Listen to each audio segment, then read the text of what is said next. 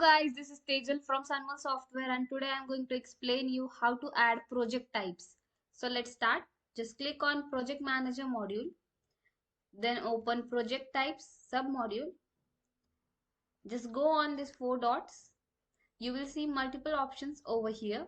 If you want to export multiple project types, then you can use Export to CSV and Export to Excel option. To add new project type, click on Add Project Types.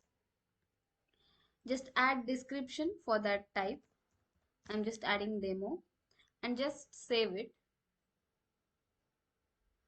Your project type will be added successfully and you can easily view, edit and delete that entry through these actions.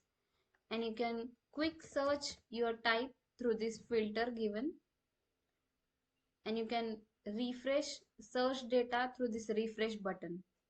That's it. Thank you. If you have any queries to add these project types, then please connect us at contact us at the sunmosoftware.com.